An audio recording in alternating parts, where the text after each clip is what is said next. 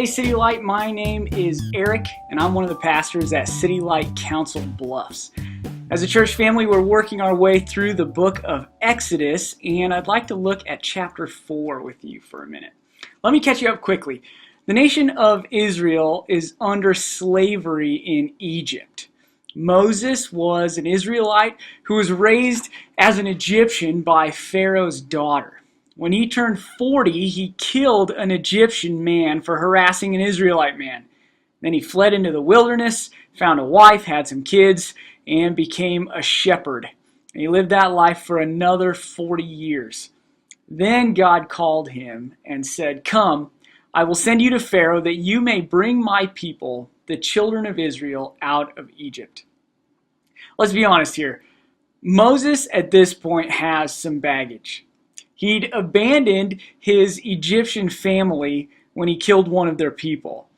He abandoned his biological Israelite family when he left the palace. He was the only Israelite who was in any position to appeal to Pharaoh for their freedom. Hey, let us go, take it easy, right? But he didn't do that. He left. He went to the wilderness.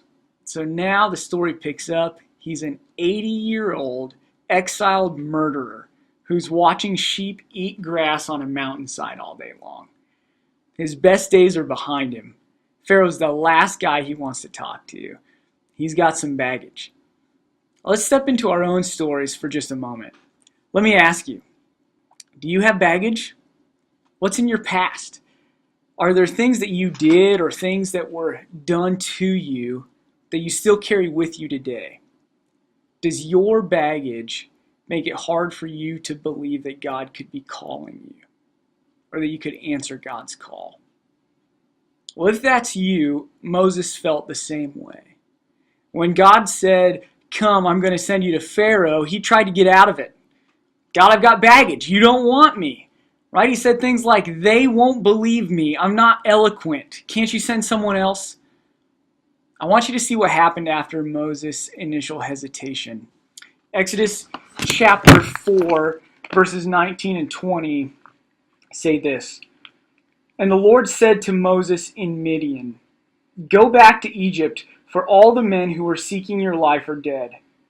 So Moses took his wife and his sons and had them ride on a donkey and went back to the land of Egypt." Listen, Citylight, Moses had baggage, but he still made the trip. He went back to Egypt. God called him to confront Pharaoh and lead the nation of Israel to freedom so that the whole world would know the power, love, mercy, and goodness of God. We have the same call. We're disciple makers. We put God on display to the world. There's another guy in the Bible who had some baggage. His name was Paul. His story was kind of like Moses' story. He grew up in privilege, he participated in murders, and then God called him. This is what he wrote. The saying is trustworthy and deserving of full acceptance, that Jesus Christ came into the world to save sinners, of whom I am the foremost. I'm the worst. Nobody sinned more than me.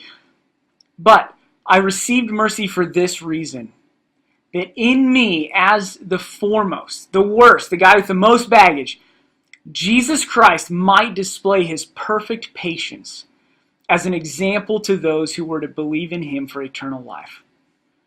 Listen, here's the point.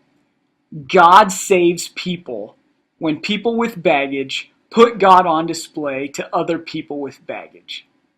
I love being part of a church full of people with baggage, with histories, with sin. Because when you trust in Jesus and he saves you, it puts God's goodness on display to the world. What a cool story to be part of. It started in Exodus with Moses. It continues with us today. Moses had baggage, but he made the trip. Citylight, we've got baggage, but let's put Jesus on display to a world that needs to see him. Thanks for watching. See you next time.